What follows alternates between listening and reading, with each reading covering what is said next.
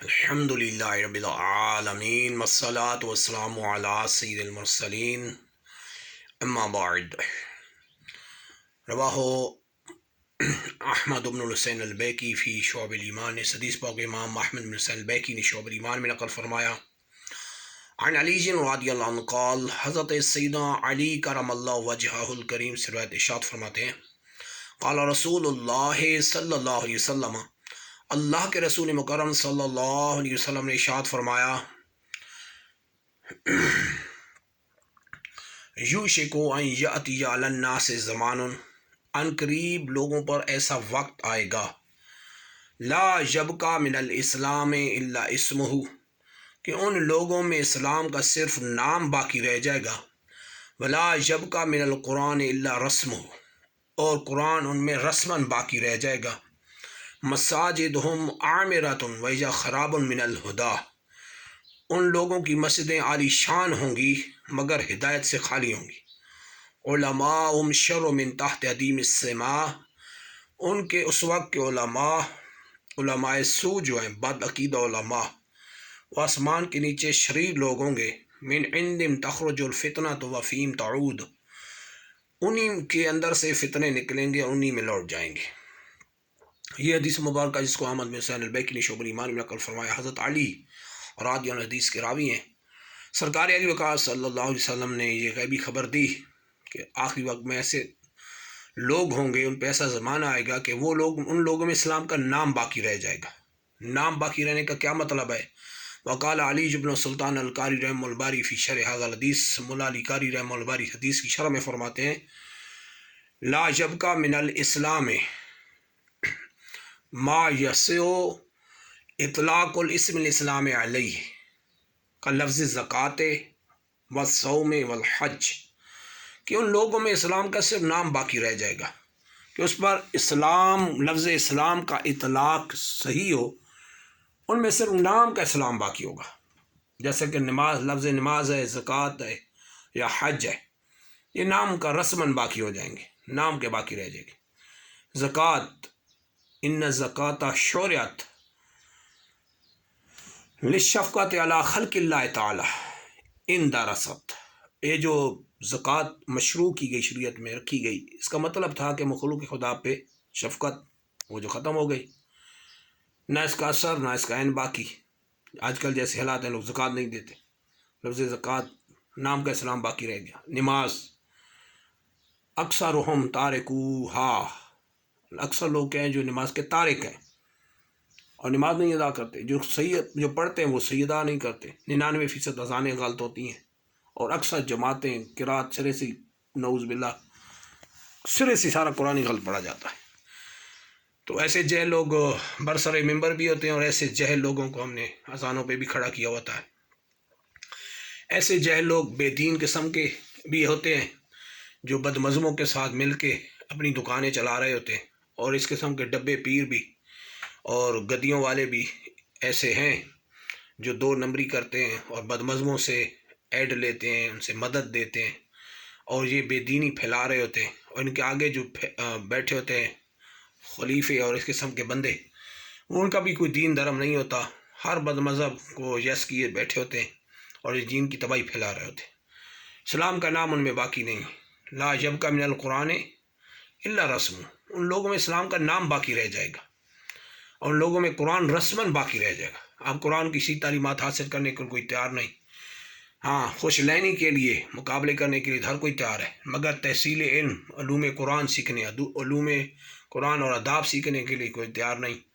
قرآن رسماً باقی ہے، یا تو ان کو ختموں پہ پڑھا جاتا ہے، یا میت پہ لے جایا جاتا ہے، یہ ہمارے معاشرے میں یہ ہے، بس برکت کے لیے الماری کے اندر رکھا ہے، برسوں تک کھولا نہیں۔ تو یہ اسلام کی تعلیمات نہیں ہے کہ قرآن کو رکھ دیا جائے، قرآن پڑھ کے اس پہ عمل کیا جائے، قرآن کا صحیح ترجمہ، صحیح تفسیر پڑھی جائے، جیسے ترجمہ کنز الایمان ہے، تفسیر نور العرفان ہے، یا صراط الجنان ہے، عوام کے لیے بہت آسان تفسیر ہے۔ علوم قرآن سے دوری ہے، اور قرآن رسماً باقی رہ گیا۔ آگے کیا ارشاد فرمایا، علماء شر من تحت ادیم السماء مساجدہم عامرۃ وہی خراب من الہدیٰ، ان کی مسجدیں عالی شان ہوں گی مگر ہدایت سے خالی۔ آج کا حال دیکھ لیں، عالی شان مسجدیں بڑی بڑی مسجدیں منقش، ہر قسم کی تزئین سے آرائش اور زبردست VIP مسجدیں، مگر کیا ہے بھیجا خراب من الہدا، مگر انہیں ہدایت کا کوئی سامان نہیں ہوگا، ہدایت سے خالی ہوں گی۔ اور ممبروں پہ کیا حال ہے، جہل مجہول لوگ بیٹھا دیے جاتے ہیں، خراب من الہدا، وہاں پہ نہ کوئی ہدایت کا سلسلہ ہے، نہ درس قرآن ہے، نہ درس حدیث ہے، نہ رشد و ہدایت کا کوئی سلسلہ ہے، اندھیر نگری ہے۔ کیا ہو رہا ہے، مسجد عالی شان بنائی جا رہی، اندر علماء نہیں ہے۔ جب عالم نہیں ہوگا تو مسجد کیسے آباد ہوگی؟ اور مسجد کی رونق اور اس کی آبادی اس علماء سے، خراب من الہدا، جب ہدایت کا سامان ہی نہیں ہوگا تو یہ خراب ہوں گی۔ سرکار صلی اللہ علیہ وسلم نے پہلے بتا دیا، ریاکاری اور شوشہ بازی میں مسجدیں تو بنا دی جاتی ہیں، مگر ہدایت کا نام و نشان نہیں، علماء تیار کر کے ان میں نہیں بٹھائے جاتے، جس کے نتیجے میں بدمذہبیت معاشرے میں پھیلتی ہے۔ آگے فرمایا علماء شر من تحت ادیم السماء، اس دور کے جو علماء سو بد عقیدہ علماء ہوں گے، علماء اہل سنت سے ہٹ کے بد عقیدہ علماء، سرکار صلی اللہ علیہ وسلم فرمایا شر من تحت ادیم السماء، آسمان کے نیچے وہ بدترین لوگ ہوں گے، من عندم تخرج الفتنۃ وفیم تعود، انہی کے اندر سے فتنہ نکلے، انہی میں لوٹ جائے گا۔ موجودہ زمانے میں فتنے دیکھیں معاشرے میں پھیلے ہوئے ہیں، اور ایسے بے دین قسم کے لوگ سوشل میڈیا پر آئے بیٹھے ہوتے ہیں جن کا نہ دین اور دھرم ہوتا ہے، نعوذ باللہ۔ وہ صحابہ کرام کے بارے میں بھونک رہے ہوتے ہیں، امہات المومنین کے بارے میں، ام المؤمنین عائشہ صدیقہ العفیفہ رضی اللہ عنہا کے بارے میں بھونک رہے ہوتے ہیں،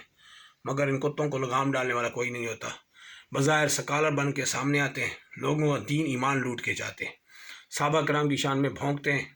اور یہ بھونکتے رہتے ہیں کتے، لیکن ان کو ہاتھ ڈالنے والا کوئی نہیں۔ اسی طرح حال دیکھ لیں، ہر طرح کے فتنے پھیلے ہوئے ہیں، جیسے مرزا جیلمی ہے، وہ بے دین قسم کا شخص جس کو گرامر، اردو عربی گرامر کی الف با کا پتہ نہیں ہے،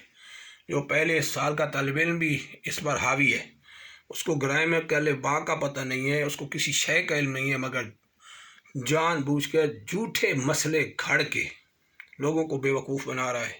اور بیوقوف بنانے کی کوشش کرتا ہے۔ تو ایسے بے دین لوگوں کے حال دیکھے معاشرے میں کیا نقصان ہوتا ہے۔ علماء اہل سنت سے رابطے میں رہیں۔ الحمدللہ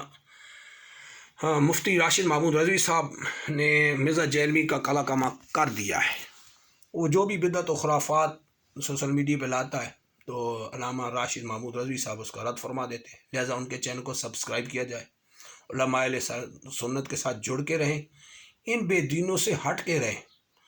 ورنہ اہل سنت سے ہٹنے کی دیر ہے، ایمان کا چراغ گول ہو جائے گا۔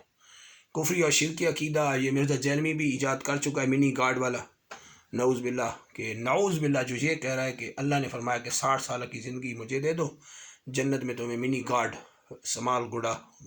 چھوٹا خدا بنا دوں گا۔ نعوذ باللہ، اللہ کے علاوہ نہ کوئی خدا ہے، جو خدا مانے وہ کافر و مشرک ہے، نہ چھوٹا نہ بڑا، اللہ ایک ہی ہے۔ قل هو اللہ احد، اے حبیب فرمایا اللہ ایک ہے، اس کے علاوہ کوئی خدا ہی نہیں، مگر وہ منی گاڈ بنا کے لوگوں کو بتا رہا ہے، نعوذ باللہ کھلے عام شرک کو پیدا کر رہا ہے، اور اس کو سوشل میڈیا پہ پھیلا رہا ہوا ہے، اس نے ویڈیو بھی دی ہیں، اس نے پورے قرآن کی آیات بینات میں 6666 آیات بینات میں ایک آیت بھی نہیں ہم چیلنج کر رہے ہیں جس میں اللہ نے نعوذ باللہ یہ فرمایا ہو کہ 60 سال کی زندگی مجھے دے دو اور میں جنت میں تمہیں نعوذ باللہ منی گاڈ بنا دوں گا۔ چیلنج کر رہے ہیں ہم، قرآن کی کسی آیت میں یہ منوان الفاظ دکھائیں، نعوذ باللہ اللہ نے شرک کی تعلیم نہیں دی، اللہ نے شرک کو مٹایا ہے، یہ شرکی عقیدہ تو اس کا اپنا ہے۔ آج معاشرے کی جہالت دیکھیں، لوگ علماء اہل سنت سے دور ہوتے ہیں اور پھر نتیجہ کیا، لوگ ایمان سے ہاتھ دھو بیٹھتے ہیں۔ لہٰذا علماء اہل سنت سے جڑ کے رہیں، اور ذرا بار کے لیے ادھر نہ ہو، مذہب اہل سنت حق ہے الحمدللہ، قرآن اور حدیث صحیح کے اس پر دلائل کے انبار ہیں الحمدللہ۔